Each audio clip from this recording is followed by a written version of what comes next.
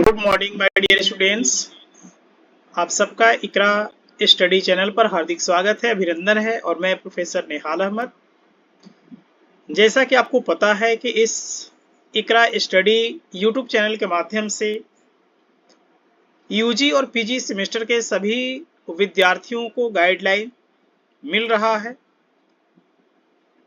और जैसा कि आप सबको पता है कि आज का यह जो स्टडी है या हम लोग की जो क्लासेस आज होंगी, ये क्लासेस होंगी आपको यूजी सेमेस्टर 2 की। इससे पहले मैंने पढ़ाया था आपको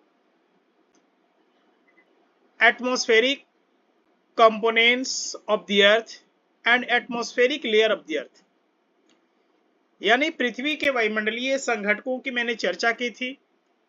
और हमारी पृथ्वी के जो वायुमंडल हैं उनके कौन कौन सी परतें हैं, उनके विषय में मैंने डिटेल्स में आपको समझाया था, मैंने बताया था।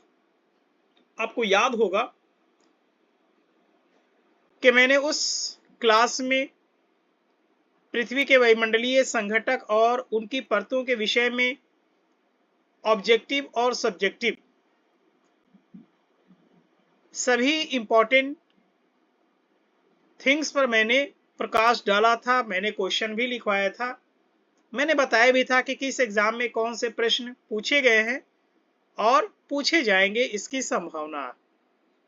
लेकिन आज हमारा जो दूसरा टॉपिक है, सेमेस्टर 2 ज्योग्राफी मेजर और माइनर प्लस एमडीसी, ये तीनों पेपर का टॉपिक, यानी geography major paper MJC paper में भी, ज्योग्राफी एमआईसी पेपर में भी और ज्योग्राफी एमडीसी पेपर में भी यह टॉपिक शामिल है। Thermal belt of the earth, यानी पृथ्वी की तापीय कटिबंध या thermal zone of the earth, या थर्मल जोन को हम लोग तापीय कटिबंध कहते हैं। और इसी से रिलेटेड हमारा atmospheric pressure of the earth की भी हमारी चर्चाएं होंगी। मेरे प्यारे विद्यार्थियों, आप सबको पता है कि हमारी पृथ्वी की ऊर्जा का जो विशाल स्रोत है उसका नाम सूर्य है। यानी सूरज हमारी पृथ्वी पर ऊर्जा का, प्रकाश का, ताप का एक वृहद स्रोत, और उसी सूर्य के ऊर्जा के कारण हमारी पृथ्वी भी ऊर्जा को प्राप्त करती है। चूंकि हम सब जानते हैं कि वर्ष भर हमारी पृथ्वी की स्थितियां बदलती रहती हैं। एक समय आता है जब सूर्य हमारी पृथ्वी के बिल्कुल बीचों बीच सिर के ऊपर होता है, यानी विषुवत रेखा के ऊपर होता है, इक्वेटर के ऊपर होता है। वह स्थिति 21 मार्च और 23 सितंबर को होता, जब सूर्य हमारी पृथ्वी के विषुवत रेखा के ऊपर होता है, यानी बिल्कुल विषुवत रेखीय क्षेत्रों में, इक्वेटोरियल रीजन में या इक्वेटर पर रहने वाले जो लोग होंगे, वहां पर बिल्कुल उनके सिर के ऊपर 21 मार्च और 23 सितंबर को सूर्य की स्थिति होती। फिर हम लोग देखते क्या है कि सूर्य धीरे धीरे 21 मार्च के बाद उत्तरी गोलार्ध में शिफ्ट करना शुरू हो जाता है, नॉर्दर्न हेमिस्फीयर में शिफ्ट करना शुरू हो जाता है। और 21 जून को वह सूर्य हमारी कर्क रेखा पर लंबवत आ जाता है। आपको पता है कि हमारी जो कर्क रेखा है 23.5 डिग्री उत्तरी अक्षांश को कहा जाता है, और इसी 23.5 डिग्री उत्तरी अक्षांश हमारी भारतवर्ष के बीचों बीच गुजरती है। वैसे तो कई देशों से गुजरती है, लेकिन भारत को 2 बराबर भागों में बांटने वाली कोई रेखा है तो वह है कर्क रेखा, जिसको 23.5 डिग्री उत्तरी अक्षांश कहते हैं। और यहां पर सूर्य की स्थिति 21 जून को लंबवत होगी। जैसा कि आप पता है मेरे प्यारे विद्यार्थियों कि आज 17 जून है और ठीक 4 दिन बाद कर्क रेखा पर यानी हमारे भारतवर्ष में 21 जून को सूर्य की स्थिति बिल्कुल लंबवत होगी। उस दिन 21 जून को भारत के साथ साथ कर्क रेखा पर स्थित जितने भी देश होंगे वहां सबसे बड़ा दिन और सबसे छोटी रात होगी। और 21 जून के बाद दिन की अवधि में निरंतर कमी होने लगेगी और रात की अवधि में वृद्धि होने लगेगी। ठीक इसी तरीके से 21 जून के बाद अब सूर्य धीरे धीरे विषुवत रेखा की ओर जाना शुरू हो जाएगा और फिर 23 सितंबर को विषुवत रेखा के पास आ जाएगा और 23 सितंबर के बाद वह 22 दिसंबर को मकर रेखा पर जो 23.5 डिग्री दक्षिणी अक्षांश को कहा जाता है, 23.5 डिग्री साउथ लेटीट्यूड को कहा जाता है, वहां पर 22 दिसंबर को सूर्य की स्थिति लंबवत हो जाएगी और 22 दिसंबर को मकर रेखा पर स्थित देशों में सबसे बड़ा दिन होगा और वहां सबसे छोटी रात होगी। तो चूंकि यह सूर्य की स्थितियां जो बदल रही है, एक्चुअली में माय डियर स्टूडेंट, सूर्य की स्थितियां नहीं बदलती हैं बल्कि हमारी पृथ्वी की स्थितियां बदलती हैं। पृथ्वी की बदलती इसी स्थिति के कारण हमारी पृथ्वी के धरातल पर ताप कटिबंधों की उत्पत्ति हुई है, थर्मल बेल्ट की उत्पत्ति हुई है। जैसा कि आप देख सकते हैं हमारे इस डायग्राम में, हमारे इस मानचित्र में आप देख सकते हैं कि ये जो हमारी पृथ्वी है, तो चूंकि मैंने कहा कि 0 डिग्री इक्वेटर पर, ये आप देखिएगा कि यहां पर ये 0 डिग्री इक्वेटर है जिसको मैंने सर्कल किया। तो इस 0 डिग्री इक्वेटर पर मैंने कहा कि सूर्य की स्थितियां दो ऐसे समय होते हैं जब वह सूर्य बिल्कुल लंबवत होता है, यानी यहां पर सूर्य बिल्कुल क्या होता है, यहां पर सूर्य बिल्कुल लंबवत होता। यह स्थिति एक होती है 21 मार्च का और एक होता है 23 सितंबर का। यानी 21 मार्च और 23 सितंबर को सूर्य की स्थिति क्या होगी, विषुवत रेखा पर लंबवत होगी। जैसा कि आप देखेंगे मैंने कहा यहां पर कि यह 21 मार्च एंड 23 सितंबर 23 सितंबर को ये जो स्थिति आप देख रहे हैं, यह बिल्कुल यहां पर विषुवत रेखा पर क्या होगी, तो विषुवत रेखा पर यह स्थिति सूर्य की लंबवत होगी। आपको यहां पर स्पष्ट रूप से ये बातें पता चल रही है। यानी 21 मार्च और 23 सितंबर को जब सूर्य की स्थिति विषुवत रेखा पर लंबवत होगी तो यहां पर विषुवत रेखीय देशों में दिन और रात की अवधि बराबर होगी। 12 घंटा का दिन और 12 घंटे की रातें होंगी।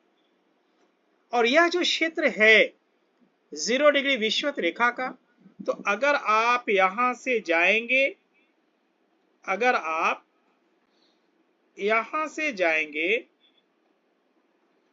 0 डिग्री से उत्तर की तरफ, ऐसे कहां तक, 23.5 डिग्री उत्तरी अक्षांश तक, और यहां से आएंगे दक्षिण की तरफ 23.5 डिग्री दक्षिणी अक्षांश तक, तो यह जो बीच का क्षेत्र आप देख जो रहे हैं, ये बीच का जो क्षेत्र है, यह एक्चुअली में यह बीच का क्षेत्र यही कहलाता है इक्वेटोरियल रीजन। इसी को कहते हैं विषुवत रेखीय प्रदेश या विषुवत रेखीय क्षेत्र। तो एक्चुअली में ये क्या है कि यह ट्रॉपिकल रीजन है और इसी को हम लोग टॉरिड जोन कहते हैं। थर्मल बेल्ट में जब आप आएंगे, थर्मल जोन में आएंगे, तो इस क्षेत्र को हम लोग कहते हैं टॉरिड जोन। जैसा कि आप देखिएगा कि यहां पर स्पष्ट रूप से ये लिखा हुआ है, स्पष्ट रूप से देखिएगा कि यहां पर यह लिखा हुआ है, ये देखिए, ये टॉरिड जोन आपको देखने को मिल रहा है। यहां पर ये टॉरिड जोन ये देखने को आपको मिल रहा है। दूसरी बात यहां पर आप ये देखिएगा कि चूंकि यह 0 से 23.5 डिग्री, यानी मैंने कहा कि 0 से 23.5 डिग्री यहां से लेके यहां तक का जो एरिया है यह टोरिड जोन है। और जब आप 23.5 डिग्री उत्तरी अक्षांश से उत्तर की तरफ जाते हैं, कहां तक? 66.5 डिग्री उत्तरी अक्षांश तक। और ठीक वैसे ही दक्षिणी गोलार्ध में 23.5 डिग्री दक्षिणी अक्षांश से आते हैं 66.5 डिग्री दक्षिणी अक्षांश तक। तो यह जो पेटी है दोनों तरफ, यानी यह पेटी जिसको मैं शेडिंग दे रहा हूं, तो यह एक्चुअली में क्या है? इसको कहते हैं हम लोग टेम्परेट जोन। अब चूंकि ये उत्तर की तरफ है, 0 डिग्री विषुवत रेखा से जब उत्तर रहेगा तो उसको कहेंगे उत्तरी गोलार्ध में है। तो यह उत्तरी गोलार्ध में स्थित टेम्परेट जोन है, यानी उत्तरी शीतोष्ण कटिबंधीय ताप पेटी है। और उसी तरीका से सेम नेचर दक्षिण में आएंगे, दक्षिणी गोलार्ध में आएंगे तो यहां पर आपको साउथ टेम्परेट जोन मिलेगा, यानी दक्षिणी शीतोष्ण कटिबंधीय ताप पेटी। तो मैंने सबसे पहले कहा कि ये तो टोरिड जोन हो गया एक में, दो में हमारा हो गया टेम्परेट जोन, ये भी 2 नंबर की बातें हो गई टेम्परेट जोन। और जो तीसरे नंबर की बातें हैं तो 66.5 डिग्री उत्तरी अक्षांश से लेकर नॉर्थ पोल तक, यहां पर नॉर्थ पोल है, और उसी तरीके से 66.5 डिग्री दक्षिणी अक्षांश तक ये साउथ पोल है। तो एक्चुअली में यह जो पेटी है और ये जो पेटी है यह हमेशा बर्फ से ढका हुआ रहता है। और जब बर्फ से ढका हुआ रहता है इसी को फ्रीजिड जोन कहते हैं। इसी को क्या कहते हैं? फ्रीजिड जोन के नाम से जानते हैं या शीत ताप कटिबंध के नाम से जानते हैं। तो ये हमारा तीसरा हो गया, ये तीसरा हो गया, ये भी तीसरा हो गया। तो माय डियर स्टूडेंट, अगर आपसे कहा जाए कि हमारी पृथ्वी को कुल कितने तापीय कटिबंधों में बांटा गया है तो आपका आंसर होना चाहिए 3। यानी हमारी पृथ्वी को कुल 3 तापीय कटिबंधों में बांटा गया है। आई बात समझ में? अब चूंकि ये 3 तापीय कटिबंध में बांटा गया, पहला क्या? तो टॉरिड जोन, दूसरा क्या? टेम्परेट जोन, और तीसरा क्या? फ्रिजिड जोन, यानी उष्ण ताप कटिबंध, दूसरा शीतोष्ण ताप कटिबंध, और तीसरा शीत ताप कटिबंध। अब चूंकि इसकी अगर आप बातें करेंगे आप, तो आप देखेंगे कि चूंकि यह जो ताप कटिबंध जो डेवलप किया, क्यों किया? यह हमारी सूर्य की किरणों की स्थिति के कारण। आप देखिए यहाँ पर सूर्य की किरण, ये जो है यहाँ पर सूर्य की किरण यहाँ पर बिल्कुल लंबवत पड़ी है। यहाँ देखिएगा कि यहाँ पर सूर्य की किरणें कैसी पड़ी है? बिल्कुल लंबवत पड़ी है। यानी यहाँ पर सूर्य की किरणें 0 डिग्री रेखा पर लंबवत पड़ी है। तो जाहिर सी बात है कि यहाँ पर गर्मी ज्यादा पड़ी, और यहाँ सालों भर तापमान रहेगा अमूमन 27 डिग्री सेल्सियस से ज्यादा ही रहेगा। ये आपको विषुवत रेखीय क्षेत्र का एरिया हो गया, टॉरिड जोन की बात आ गई। और ये जो है कि टेम्परेट जोन की बात है, यहाँ पर सूर्य की किरणें तिरछी पड़ती हैं, जिसकी वजह से यहाँ पर मध्यम तापमान होता है।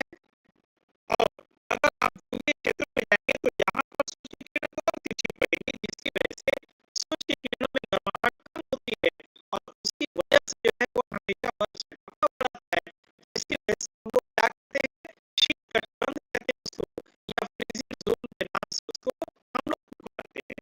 तो आपने यहाँ पर ये देखा कि एक्चुअली में यह जो हमारी पृथ्वी के जो कटिबंध है, जो ताप कटिबंध है, उनका स्पष्ट रूप से यहाँ पर आपको समझ में आ रही है। यहाँ दिखाया गया है टॉरिड जोन, उसके बाद लिखा है नॉर्थ टेम्परेट जोन, और तीसरा दिखाया है नॉर्थ फ्रीजिड जोन के नाम से इसको दिखाया गया। और इसी चीज को जो है आप देखिएगा कि चूंकि ये तो आपको इस तरह से जो ताप कटिबंध उत्पन्न होते हैं, तो उसकी वजह से हमारी पृथ्वी के धरातल